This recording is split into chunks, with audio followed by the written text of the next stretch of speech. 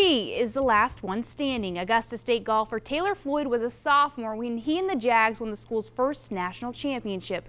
He was also there for the second title this year when ASU won back-to-back titles. But the road to his senior season hasn't always been easy. And you look at, what kind of school we are. I mean, it's almost unbelievable that we actually got it done. Taylor Floyd was just a sophomore when he and his Augusta State teammates won their first national championship in 2010. Augusta State University. But the story of how Taylor made it through that title run was just as unbelievable. It started getting really hot, started getting really cold, couldn't eat anything, and then that night couldn't really sleep, and the next day we played Florida State, and that was when it kind of set in.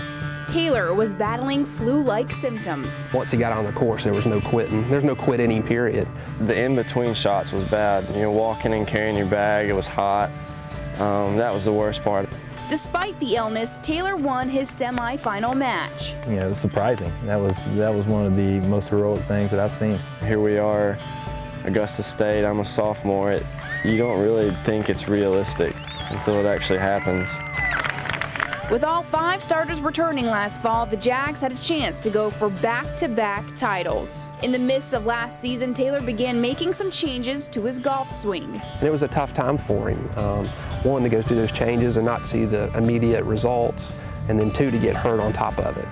A sprained thumb kept Taylor off the course for a month. By the time the postseason came around, teammate Ole Bengston had taken his spot on the roster. When you've been there and you know how it feels, that feeling of postseason play with those guys that you've been so close with, your best friends basically, it sucked. Taylor's teammates beat 10-time champion Oklahoma State in the NCAA semifinals. They would play Georgia for the title. On that Sunday morning, Taylor and his father flew to Stillwater. Even though it sucked being on the different end, it was still incredible to be able to share that with all of them. That might have been the deciding factor of how we actually won the second national championship, having that type of support and that commitment from team players like Taylor. As a senior and the only player with national championship experience, Taylor now turns to a new role, leading these Jags to a possible three-peat. We all have a tight bond with one another, and it's even stronger now that we've got those back-to-back national titles. Taylor and the Jags have placed in the top 15 in their first 2 fall events. They now turn their attention to the Iowa Collegiate Invitational in 2 weeks.